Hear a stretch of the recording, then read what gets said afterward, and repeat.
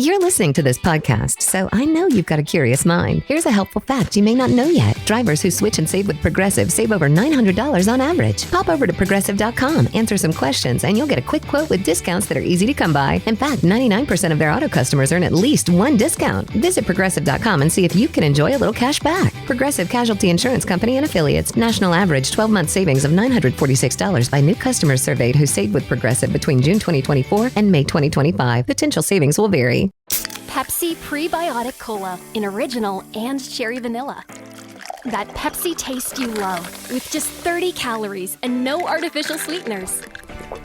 Pepsi Prebiotic Cola. Unbelievably Pepsi.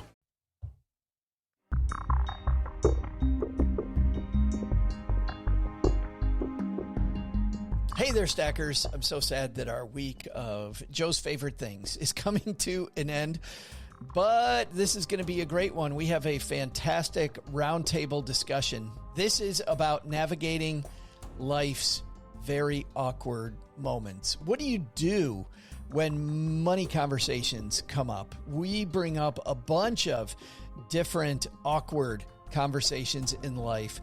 We had a lot of fun recording this. I hope you enjoy it. We're going to keep it short today because we're back Monday with a new slate of brand new episodes. Alua Arthur joins us on Monday. She is what's called a death doula, and she has this wonderful, wonderful ability to tell stories. When we did this interview, I have rarely felt so connected to my interviewee as I did to Alua, and it's insightful, it's joyous, it's sad. Man, it packs a punch. If you've ever thought about purpose, about being, about why you're stacking Benjamins, Alua Arthur is going to be the perfect fit on Monday. Also, one more thing.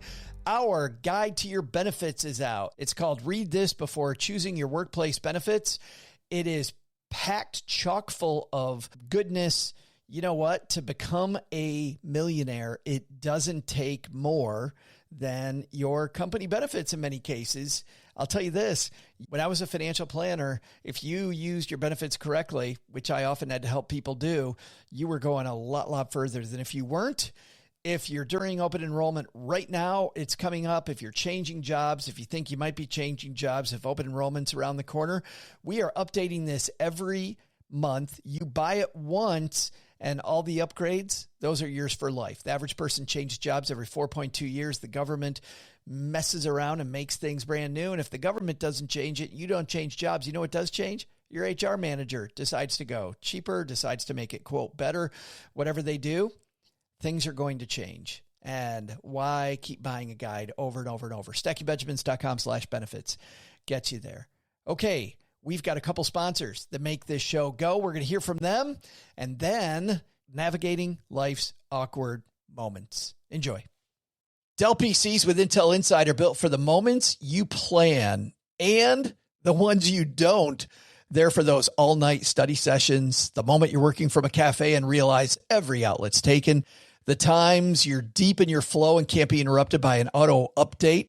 That's why Dell builds tech that adapts to you. Built with long-lasting batteries so you're not scrambling for an outlet, and built-in intelligence that makes updates around your schedule, not in the middle of it. Find technology built for the way you work at Dell.com/Dell PCs. Built for you. In business, there is no room for guesswork. Every shipment matters. Every deadline counts. And when you're trying to keep operations running smoothly, the last thing you need is uncertainty. That's why reliability is at the core of USPS Ground Advantage.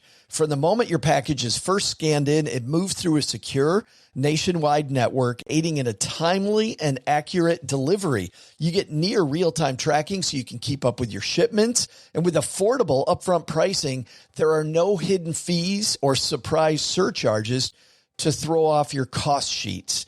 It all adds up to predictable deliveries you can depend on, because knowing your logistics are handled lets you focus on everything else, your customers, your team, and the future you're building.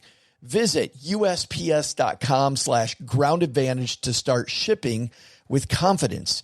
USPS Ground Advantage. We mean business. At some point far in the future, historians will probably ask, what was daily life like in the early 21st century? Well, one thing we know for sure. Nobody will ever point to these two clowns and say, this was how you should have been stacking Benjamins.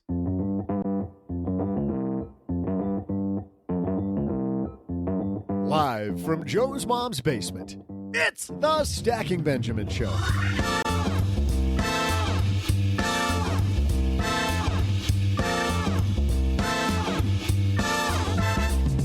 I'm Joe's mom's neighbor, Doug, and happy Etch-a-Sketch Day.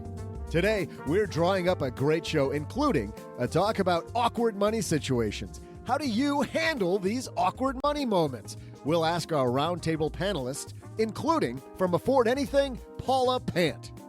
From this podcast, oh, gee. And from lenpenzo.com, it's Taylor Swift. I'm just kidding. She's busy working extra shifts at the grocery store, so someday she can buy back her music catalog. It's just Len Penzo again. And that's not all. We'll also help magnify someone's money, and our contestants will duke it out over my amazing trivia. And now, a guy who's hoping for another holiday weekend and coming up empty, it's Joe Saul-Sehy. It is a bummer when you get all those holiday weekends in a row, isn't it? And then, surprise, we don't have one. We don't have two in a row. Hey, everybody, I am Joe Saul-Sehy, Average Joe Money on Twitter, and welcome back to another Friday. And here helping me kick off the weekend directly across the card table. And a lot of times we say euphemistically across the card table, but today he's actually sitting right across the card table from me, my good friend OG. I'm knocking on the card table. See? Thank you. Legitimately here. That is fantastic. Because usually you just phone it in. Literally. You phone it in. Literally phone it in. Yeah. How was your day today, man? Busy, busy, busy. Happy weekend coming up. Thankfully. Yeah. About time. It's about time. And somebody else who's partying this weekend, I'm sure, out in the deserts around Las Vegas, it's our friend Paula Pant. I am definitely phoning it in. Just like every other Friday. Exactly. I'm here, but only kind of. It's like, whatever. Listen, if we could just move this along, that'd be way better. Chop, people. Places to go, people to see. Yes. Exactly. Well, it could be worse, Paula. You know how? How is that? You could be in a bunker deep under Los Angeles. Oh, that's where our friend Len Penzo is. Zohar Steinberg, wasn't that one of the aliens on The Outer Limits? He's upstairs with Mom right now, don't you? I know. I'm going to get in trouble. I know. Sorry, Zohar. Don't zap me and turn me into a fish or something. Dude, well, and he knows everything about like how identities get stolen and credit card information gets stolen. So you don't want to mess with Zohar. No, I'm sorry, Zohar. I take it all back. Yes, no. You might be packing your luggage and heading someplace way far away. Well, I'll just double lock the bunker door. It's secure. No, pack your luggage and head someplace far, far away. We got a great show today talking about awkward money situations. My money situation just got more awkward. We want to make sure your money situation isn't very awkward. So let's talk about this headline. Hello, darlings. And now it's time for your favorite part of the show, our Stacking Benjamin's headlines. Our headline today comes to us from U.S. News and World Report. This is written by my old editor, Susanna Snyder, over there, senior editor, personal finance. Check, please. Paying the bill in 6 awkward situations. Susanna writes, we've all been there. The check arrives after a decadent restaurant meal and the vibe at the table flips from amiable to awkward. Should you split the bill with the other diners? Let your host cover it. And who pays for the guest of honor? Here's how to navigate the tab in 6 awkward bill splitting situations. I always find this to be just absolutely frustrating. I remember going to a dinner once in Washington, D.C. with some friends and with my sister-in-law and brother-in-law, and the check came, and immediately they wouldn't just split up the check. They immediately made us do some math and decide who it was. And I actually went to the manager and said, you can't just split the check? No, we can't do that. Okay. So now everybody does their math. By the way, my brother-in-law, shout out to my brother-in-law, decided to go $40 cheap and thought nobody would notice. He's like, I'm in for about 20 guys? Here you go. Oh, it was amazing. And yeah, that's a different story. But anyway, let's go through these situations. Paula will put you on the spot first. To celebrate your birthday, you invite a group of friends to dine at your favorite restaurant. You invited a group of friends to dine at your favorite restaurant. The bill comes. What do? Well, can I admit that I've read the article and I know the answer? Oh. What were you thinking before that? I was actually surprised by this because every time that I've gone out for my birthday or that a friend has gone out for their birthday, the tradition among our group of friends is that the birthday girl never pays. So the rest of the friend group picks up the tab for the person celebrating the birthday. According to this article, the birthday person, since they're the one who did the inviting and they're the one hosting their own dinner, they're supposed to pick up the tab, which is totally the opposite of how we've always done it. Do you think that's right, though? The onus is on you? I mean, I generally think that, hey, I want my friends around me for my birthday. And by the way, I guess I might be willing to pick up the tab, but I would think you're not my friend for very long if you guys don't, at least chip in a little bit. It's your birthday. That's the day you're supposed to be receiving gifts. So it just makes sense that on that day of all days, that should be the day that your friends cover your tab, not vice versa. But I guess, Len, isn't it kind of like you giving yourself a gift if you're the one that invited everybody and then you expect them to pay? Yeah, I think so. I mean, that's I'm with her here on this. If you invite, you're treating, unless you make it clear up front that, everybody's paying for me or whatever. But yeah, come to my party. I mean, that's a simple rule. If you're inviting, you're treating. I agree with that. It'd be no different if you had a party at your house. You might have your buddies bring a 6-pack of beer. Like, hey, I brought this, to kind of chip in, but you don't expect them to show up and throw into the kitty. I hosted a bachelor party at my house years ago for one of my best friends, not you, Joe. And I was very surprised. I didn't know the group of friends very well. It was my friend, and then he invited a lot of his college friends. And, I was at my house, and somebody walked in and said, where do we put the money?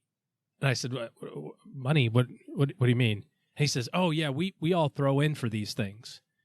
What do we owe you? And I said, oh, no, I'm hosting it. It's mine. And one of the guys just took it. He said, all right, I'll collect the money and give it to you at the end. And he made everybody pay $50. Wow. So I walked out of there with $2,000. I was like, who wants to get married next week? I got another one. I got another one of these coming. Oh, geez, got a new service. Yeah. You get Subway sandwiches. And it costs you $50. Some Triscuits and it's $50. Yeah. So you invite it. I say you invite the party. You're paying the bill. Well, let's look at the second one here. Today's your best friend's birthday, and you've invited the whole group of friends to the restaurant, Len. In your group of friends, in that situation, who pays? Okay. I've invited a whole bunch of friends for one of my other friends' birthdays. If I don't tell my other friends who I'm inviting in advance that they're going to chip in, it's on me again. That's just how I feel. It's like, what do you say? You invite. I mean, this article is pretty much always boils down to who does the inviting, does the paying. And I can't disagree with that. Yeah, but that doesn't sound like the way it works at all with your group then, Paula. No, not at all. I mean, in our group, if it's a birthday, the birthday person never pays. Everybody else chips in order to honor her birthday. Oh, gee. So well, I was going to say, what if it's like is this, Paula, for your folks, is this more of like a standing thing where every month y'all get together and it's, Susan's birthday this month and it's your birthday next month and that sort of thing? That makes a little bit more sense because it's kind of a pattern. But I kind of feel like if you invite people over, man, you're right. I think that's what, for Paula, I'm sure that's what it is. You got your group of friends and there's an understanding there, right? But I mean, if this is like these one-off things or what have you, I think it's a different situation. At least I'd be surprised. Okay. Let's put the shoe on the other foot, though, Len. Let's say you get invited to one of these. You're not the person that did the inviting. You were invited to this. Now you sit down at this restaurant. You have a nice meal. You celebrate the birthday person because that's the etiquette that's in this piece, and that's the way you feel. Is that okay? That person invited me. When the check comes, do you wait for them or do you volunteer to help pay? Well, Me being me, Joe, I would volunteer. I do volunteer. I would always, especially for something like that, I'd say, hey, but here's what I'd be expecting. And if they didn't, I'd say, fine, here, take my money. But I really would be thinking they'd say, no, I got it. I invited you.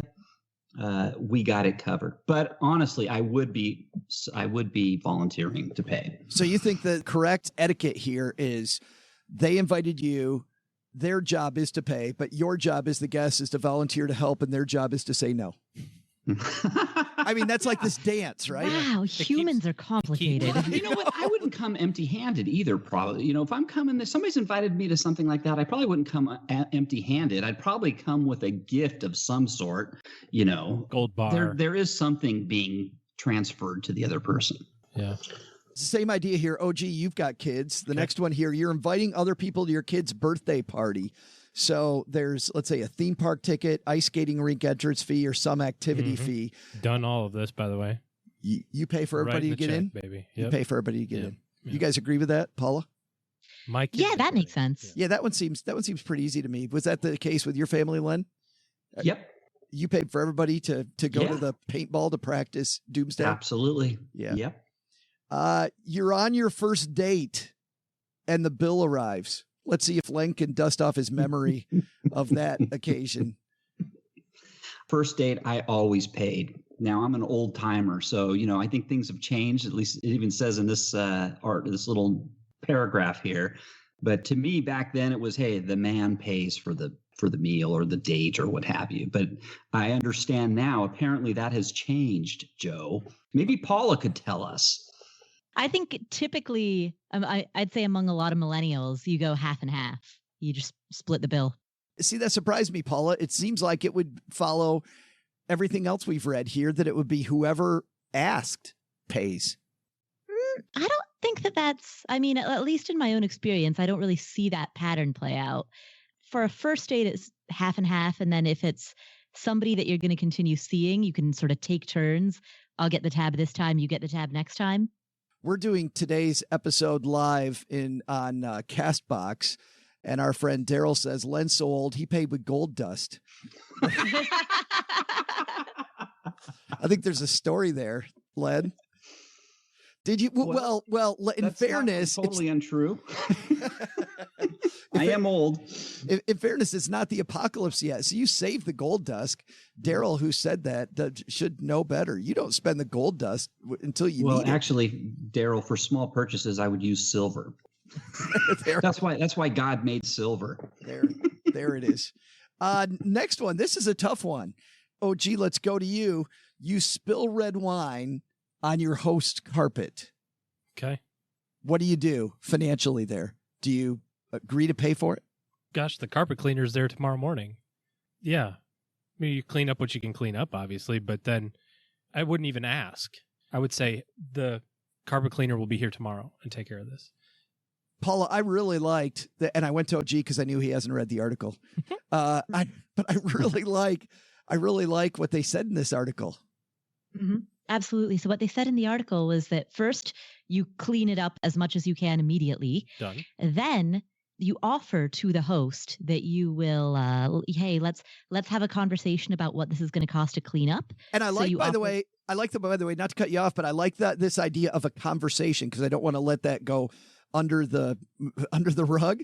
The fact that you're having a conversation means you're going to get to help figure out who exactly cleans it up and how much that's going to cost. Exactly. And that did surprise me that the article didn't say you just offer to pay for it. The article said, you say to the host, hey, let's chat about what this is going to cost to clean up. Let's discuss what the next steps are, essentially. Probably cost And more. then the host's reply is supposed to be, don't worry about it. This is a risk of throwing a party. Which I totally agree with, don't you? Yeah, absolutely. I mean, it seems like kind of a very sophisticated song and dance routine, but right. I totally get where all of that is coming from. Yes, just like the last one. You volunteer to pay for it. They say no, it's the cost. It's like Rob Lowe in the movie About Last Night, Len, which I know is your favorite movie, where he says, it's not a party until something gets broken. Isn't that a chick flick? If that's a chick flick, I've never seen it. It's your favorite movie. I guess it kind of depends on, I guess I was thinking spilled wine. Like, I knock the bottle over and I've got like, you know, a huge spill. Like you drip some wine. That's the cost of doing a party. But you spill the bottle. In fact, I would probably also think to replace the bottle of wine with another bottle of wine in addition to having the carpet cleaner show. You would go to their fridge and grab another bottle of wine. I would totally be like, guys, this one's empty. Get a new one.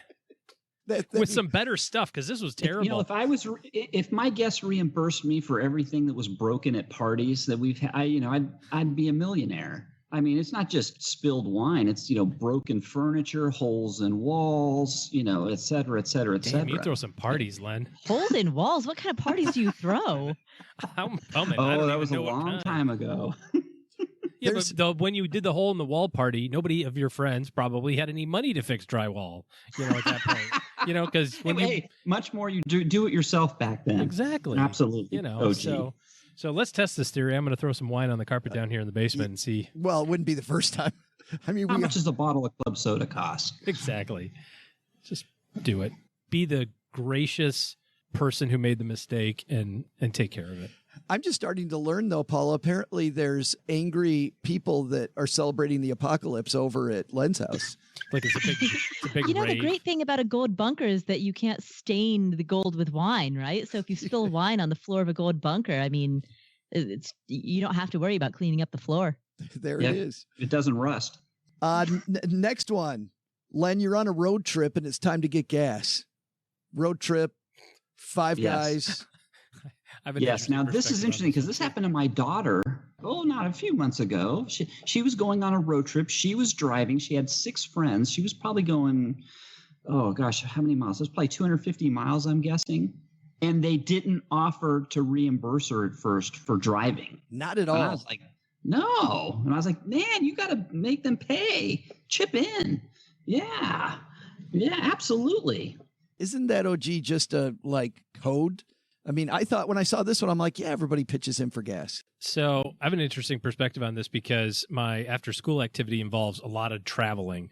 It's kind of funny because some of the people will say, hey, I've got this to fill up. Like, here, I'm going to use my credit card right now to fill the tank up for this leg of the trip. That'll be my contribution. Yeah. Which is cool. Some people just, as soon as they get in the car, throw $20 on the dash and go, that's close enough. And I'm not one to, figure it out and say, well, actually it's 22, so you're a little light, But I do wonder how it'll change as it relates to, or how it would change if the fuel prices were more or if the distance was longer. Like, where does that $20 get you? You know what I mean? Like, how far down the line does that cover you for? Like what's the acceptable number to throw on the dashboard? Exactly. Yeah. But if it's close, Paula, I mean, do you care either way? Does it matter either way?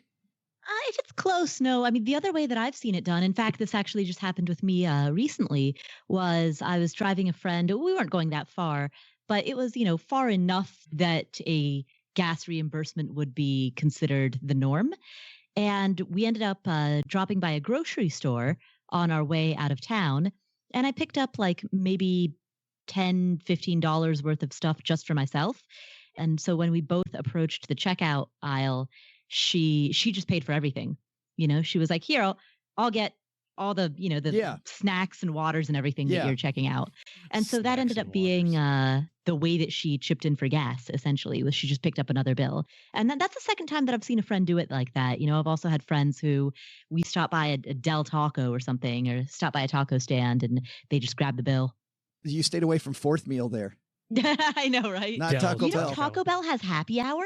I did see that now. Yeah. Yeah. Get all the Mountain Dew you want. 2 a.m. to 5 a.m. Happy hour at Taco Bell. It always is happy hour at Taco Bell, I thought. It's like 45 minutes later that's unhappy hour. Exactly. Yes. But the bottom line here, what's the bottom line? Because we all know people, I'm sure everybody who's hanging out with us, listen to this, has met people that don't understand these rules. I mean, that totally don't get these rules. What's the big takeaway here, Len? Don't be a cheapskate, I guess. Hey, look, here's my bottom line. If somebody invites you somewhere or to some place, it's not your obligation. That's my opinion. But so the wallet stays home. I guess you should always be ready to pay in case somebody else doesn't follow that etiquette. Paul, anything to add? I would say when you feel financially secure yourself personally, then you are more ready to be kind of generous and abundant, and vice versa. Like if you are more generous and abundant, you probably also are more financially secure. So I would, if you're really on the edge and an extra $10 is going to put you under some extreme financial stress, don't go out. Stay at home. And if you are going to go out, make sure you've got some wiggle room so that in case you accidentally do knock over a glass of wine and spill it on somebody's carpet, you've got the wiggle room to deal with it if you need to. Well, I think that's important, kind of know financially what you're getting into before you go, right? And if you can't afford to pay, make sure that that's cool with the host, I would think, because there's some friends I've had in the past where I know that they didn't want to go to something purely because they couldn't pay, but we wanted them out with us. What do you say in that situation? Well, as long as that's up front and there's a clear conversation, where so-and-so says, hey guys, I would love to come, but I'm going to have to decline because I just don't have the money right now. And then somebody says, oh, here, I'll pay for your dinner, right? When it's clearly stated like that up front, and the agreement is made beforehand, that's great. Yeah. But when somebody shows up and then just tries to, everyone's pitching in for the bill and they just shortchange the bill by $10, like that's just stupid. That's just lame. Yeah, or by 40, which I couldn't believe. Or your brother shows up and goes, "I'll take the $125 steak, please. Light it on fire. It's great." Yeah, that's a story from the old days. Mm-hmm, sure is. OG, anything, Dad? I think you can never go wrong by being gracious if somebody offers to pay, but never assuming that it's going to happen. If you're at a big dinner table and the bill comes, you can never go wrong by throwing out your credit card or and let the host say, no, I've got this. And then you just graciously accept it and call it a day. Hey there, trivia fans. You know that today is National Etch-a-Sketch Day, right? Which, I wouldn't have mentioned except that Joe's mom just tried to log into her iPad. Turns out she doesn't even own one. Just an Etch-a-Sketch. In other news, we're out of bourbon. Hey, Joe, we're out of bourbon again. In other news, let's get on to something more important, like the fact that the minimum wage law was first passed in the USA back in 1933. What was the first minimum wage?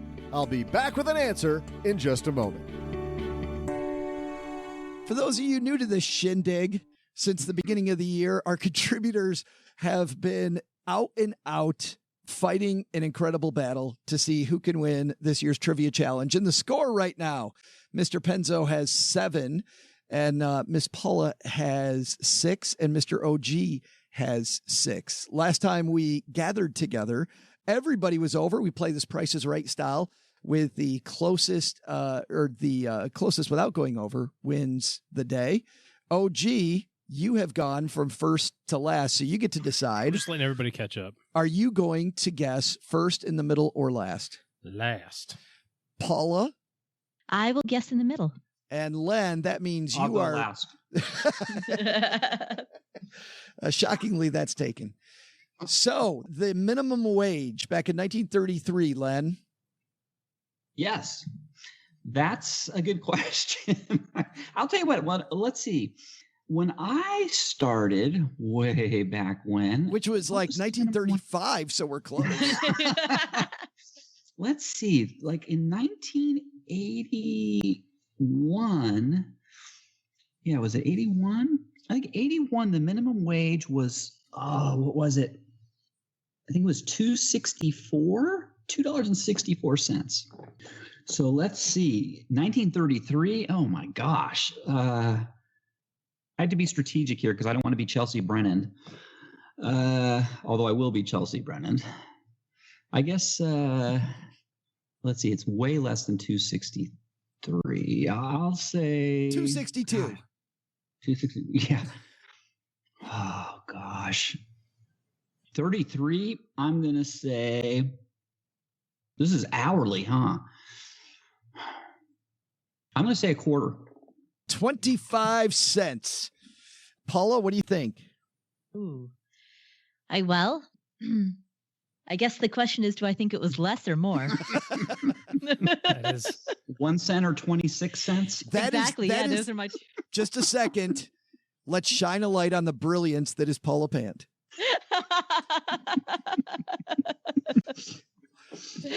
Those are my two options. I'm going to guess it was more. You got to watch it. OG's right behind you. I know, right? Well, then I'll leave some space. I'm going to go with 37 cents. 37 cents. All right, OG. Len, might I ask a question? I wasn't paying attention.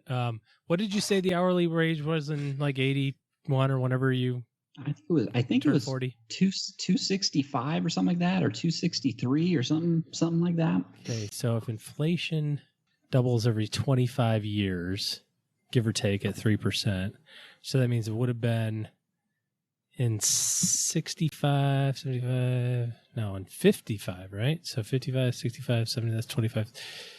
So 55 would have been like $1. Half that is, gosh darn. That's a good number, Paula. Thank you. I'm going to go with 1 penny. Oh, bless you. I have some room. He goes right to the bottom. You know, it's either above Paula's, between Len and Paula, or below. Wow. Did you learn that from Paula? I did. Also, I've been so bad at this lately that... Well, let's see if you're going to turn things around here. But of course, we're going to do that in just a second. Insurance isn't one size fits all. That's why drivers have enjoyed Progressive's Name Your Price tool for years now. With the Name Your Price tool, you tell them what you want to pay, and they'll show you options that fit your budget. So whether you're picking out your first policy or just looking for something that works better for you and your family, they make it easy to see your options. Visit Progressive.com. Find a rate that works for you with the Name Your Price tool. Progressive Casualty Insurance Company and Affiliates. Price and coverage match limited by state law. You didn't start a business just to keep the lights on. You're here to sell more today than yesterday. You're here to win.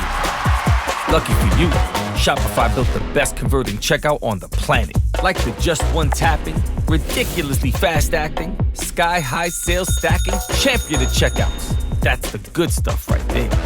So if your business is in it to win it, win with Shopify. Start your free trial today at shopify.com/win. Did you know Fast Growing Trees is America's largest and most trusted online nursery with thousands of trees and plants and over 2 million happy customers? Whether you're planting fruit trees, adding privacy, brightening things up with flowers, or bringing in houseplants, Fast Growing Trees has it all. Even better, they can help you find options that are right for your climate, your space, and lifestyle.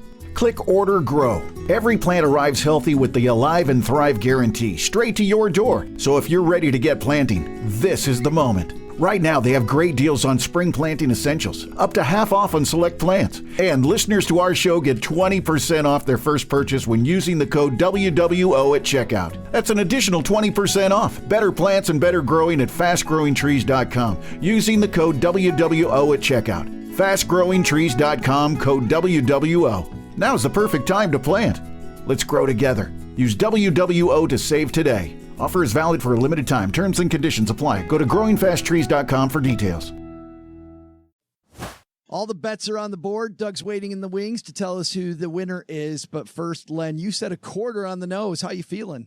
I'm feeling good. I'm feeling real good. This is the biggest spread I've had in this game in a while. You know, you guys have been just giving me no room to breathe. So yes, I feel great. I got 12 cents to play with. Get out of my space, people. Paula, you're at 37 cents. OG tells you it's a great guess and then completely dive bombs to a penny. Yeah, I'm feeling good. I've got the entire board, so yeah, I've got space. I'm solid. And OG, 1 penny. I think it's under 25 cents, but just barely. We shall see. Doug, it's up to you, man. Hey there, trivia nerds! I'm Joe's mom's neighbor, Doug, and maybe we should have focused on Etch-a-Sketch Day, because Joe's mom just drew the best Etch-a-Sketch drawing I have ever seen. It's like this sideways picture of the George Washington Monument with these 2 big cherries, presumably, from like the Washington family cherry orchard, right? I mean, that makes sense. But for some reason, she thinks it's hilarious. Probably the bourbon she drank. Anyway, I think it's a very holiday themed. And, nice work, Ma!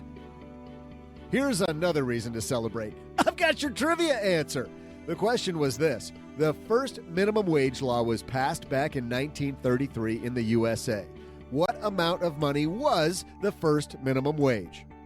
According to HR Direct and UC Davis, those are the sources you used? Like you couldn't go right to the government or a history book? Anyway, okay. According to HR Direct and UC Davis, the first mandated minimum wage in the USA was a whopping $25.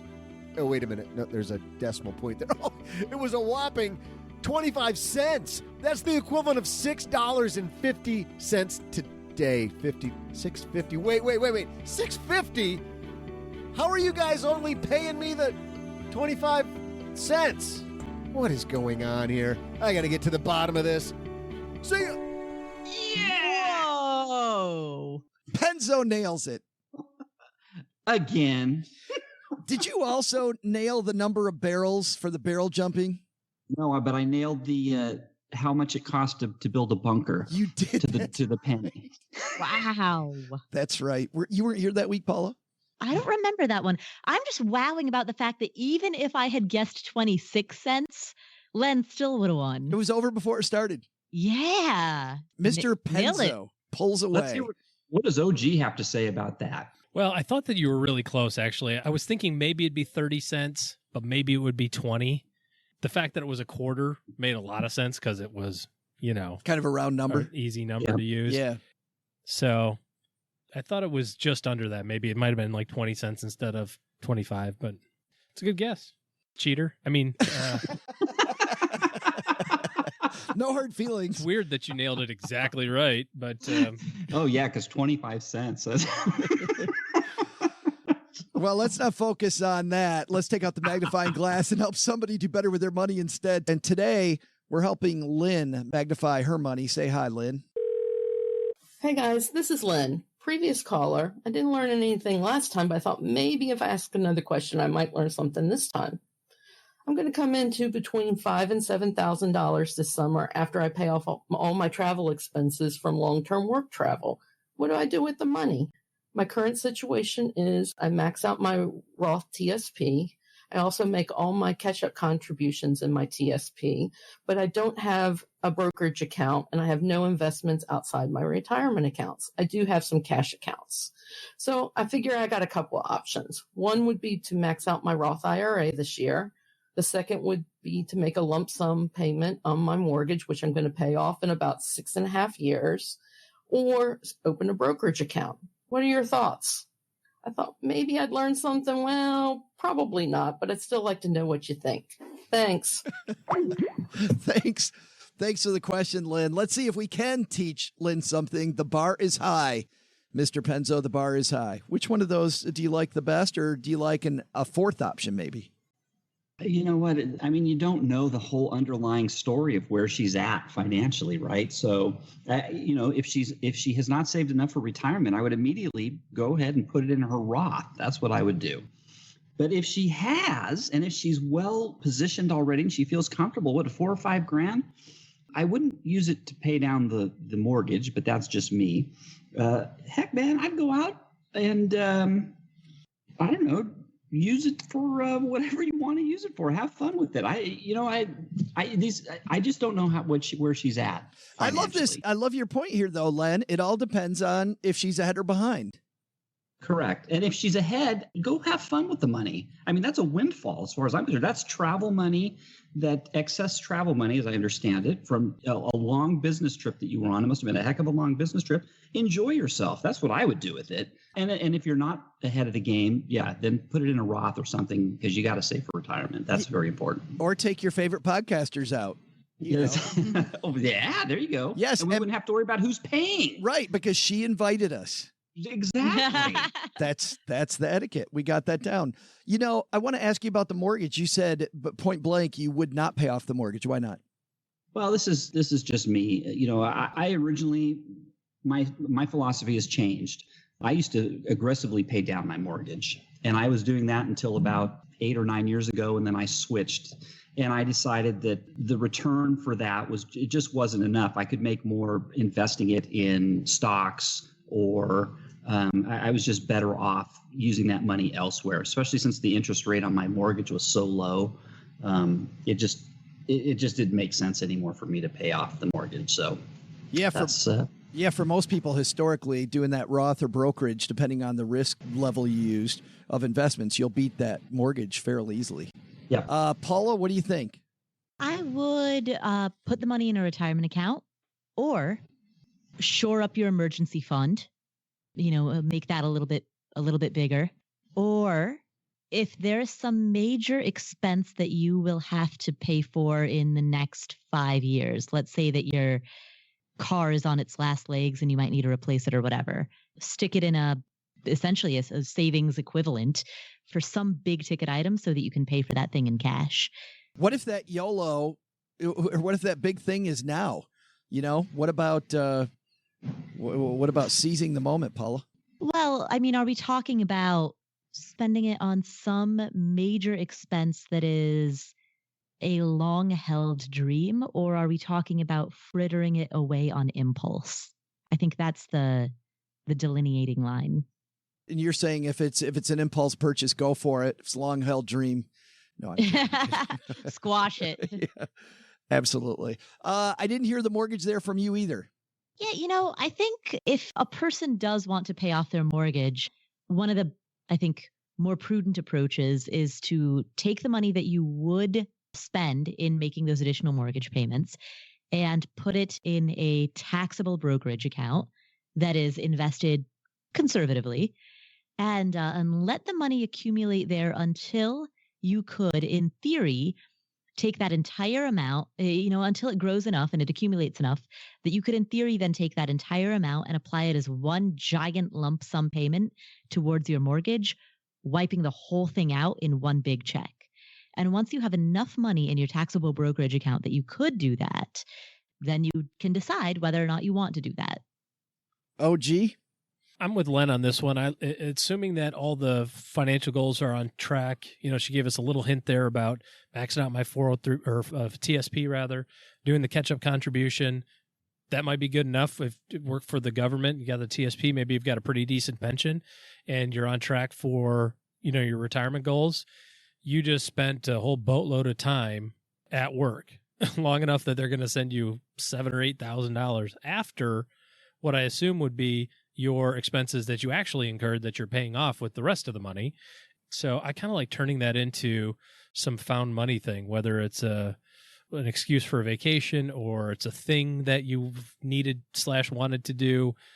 Might be something like a new appliance or a remodel or whatever are some of those bucket list item things that is the kind of wouldn't it be nice if you just kind of got this money handed to you. Now, cash reserve sucks, or you're not on track for retirement, all that you have to do.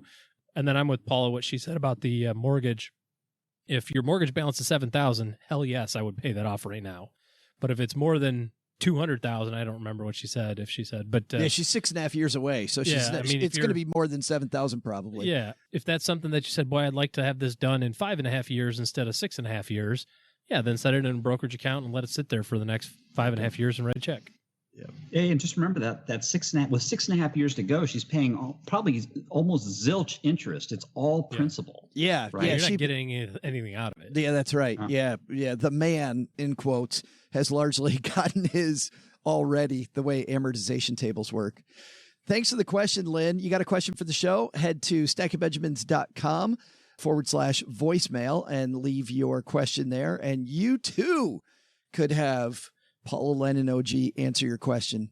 That's going to do it for today, guys. Let's find out what's happening where you live. Len, as is customary, you will tell us what's going on at the persistentitch.com. Hey, you know what? Let's stay in theme. And it's just by coincidence. I've got one of my writers, Mikey Rocks, has put together 22 home hacks for removing common stains, including wine on carpet. But he's got 21 others. I mean, weird stuff that you would, think that you can't get out. He's got these hacks that work to get it out. So it's just awesome. Mikey Rocks is still the best name. You don't think that's his real name? I tend to think it might not be. How many X's at the end? Yes. Are there 3 X's? ROXXX? Right. I don't know. Paula, what's happening at Afford Anything? Recently, we aired an interview with Nomadic Matt. He spent more than a decade traveling around the world full time, and he talks about spending a decade as a full-time traveler. Also coming up, I have an interview with Gabriel Weinstein and Lauren McCann. They co-authored a book called Super Thinking, which is all about mental models, which is another way of saying frameworks for thinking. So they discuss how to be better at the skill of thinking, how to be a better thinker. So that's coming up at the Afford Anything podcast, which you can download anywhere you listen to podcasts. What does Matt do when he stops traveling? Does he rebrand himself as Homebody Matt? Yeah, I suppose. Gardening Matt. Right.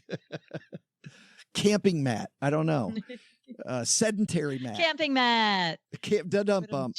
Yeah, she's here all week, folks. OG, what do you got going on? Well, we are about to start our official summer vacation of a couple of weeks here. All those other vacations. All the other summer vacations were not official. This is now summer vacation. Pretenders. Legitimately summer vacation. We actually started about 2.5 weeks early because we went to the College World Series. Michigan played in the finals, got their faces kicked in by Vanderbilt, and that we just kind of continued north after that for a few weeks. And so I have yet to find out from Mrs. OG whether or not our vacation ends when it was supposed to start, because that's when I've got the days off, or are we extending it and she gets more time off? I haven't been told yet. So it might be the end of my summer vacation before it started. Well, hang on for the exciting conclusion to that story, because we'll know very soon. You will know, yeah. All right, that's going to do it for today. Doug, you got it from here, man. What should we have learned today? Well, Joe, first, take some advice from our panel. In an awkward situation, try and laugh it off, and don't be the person who always picks up the tab, but do your part. Remember Ken Honda's advice from a few weeks ago. Losing a little on a few small transactions can pay dividends when you need big help later. Second, worried about the do I pay down debt or invest question like Lynn on today's Magnify Money call? Remember, the answer always comes down to interest rates, cash flow, and the total amount you owe. If you can pay down the debt fast and it'll earn you good cash flow, do that. If the interest rate is low and you can't pay it off fast, then it may be better to invest. But the big lesson? Do not worry about the Stacking Benjamins team taking care of you. Even though I'm paid way below minimum wage, turns out I make up for that and more in these things called benefits. Like, I get to use the same microphone the guys do, and I get to sit in a chair while I do this with a nice cushion even on the folding up part.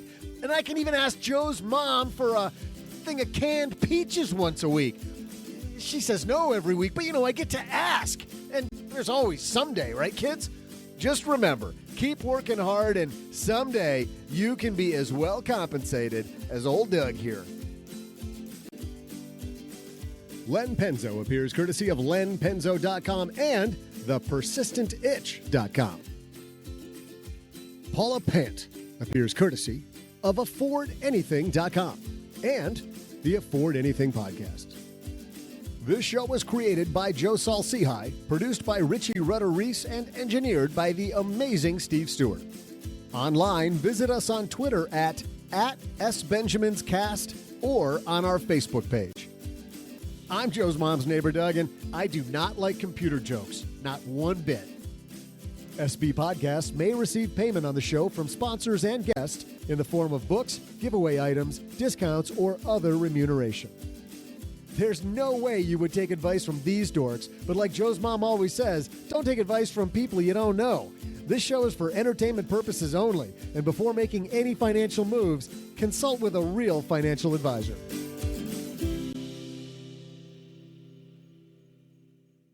And it's a wrap. Thanks, everybody, for hanging out. Before anybody goes, Joe, okay. Does anybody have a random question for the 8-ball? I have a random question. No, well, hold on. See if your listeners. We're asking. We've got 30 people hanging out with us here. I've got one for Len.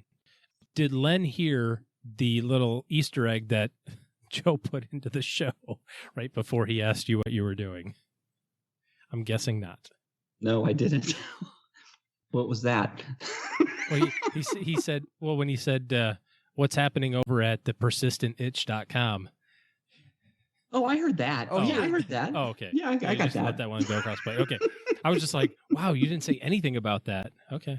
All right. Well, it's just accepted now. That's the alternative. We should get that URL, Joe, and have it redirect to Lemons. It's worth the $20 on WordPress to do the 307 redirect or whatever. I think it's seriously like $9 for the site, and then you just do the redirect. Yeah. Yeah. Rebecca asks, is your bunker really secure? Oh, let's find out.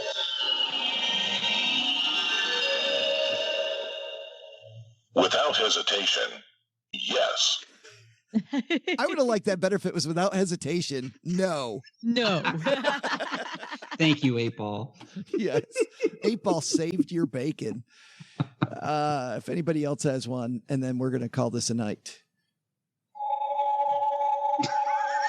Wow. Not yet. Not yet. A little afterglow there by the 8-Ball. I called that one right.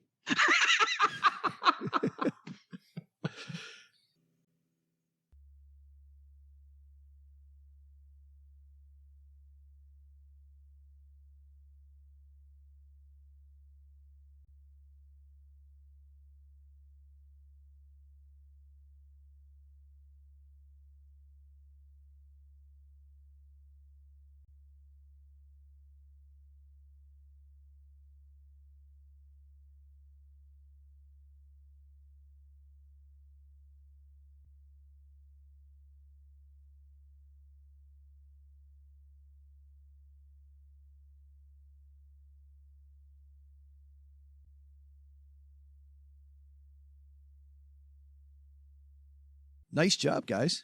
That was a good transition. It was. The heck? I had to work for it, though. Which is the usual, right? How do you get a cold in the summer? I have no idea, man. I woke up one day and just there was a little bit. You know what it was? I was on 2 planes back and forth from Detroit to Seattle. Yeah. And it was like 3 days later that bam. Because you were in the back of the plane. That stuff doesn't happen to us folks in the front. It also doesn't help that I sat by the window and licked it. And I licked it. Well, you couldn't see out of it. You took out the card table and you were like rubbing your hands all over it, licking it, like putting your food right on there without a. Well, I noticed the armrests were a little sticky and I didn't have a wet wipe. This was an airplane, right? Now we know the rest. Just to be clear. Of the story. Yes. That's what I thought. And people thought I was kidding. That's the first thing I said, didn't I? When I said, what have you been doing that your voice is so sore? Like, woo! Like, how much screaming have you done in the last 2 days? I know. Did you ever find anything in the pocket in front of you? The airplane pocket? It sounds like you ever find a surprise in there that somebody's left? Like the seat back pocket? Seat back pocket? Well, what did I say? Did I say airplane pocket, I think? Yeah. I have found stuff in the seat back pocket. Well, I used to automatically just dump my phone back there. And so I dumped the phone in the seat back pocket.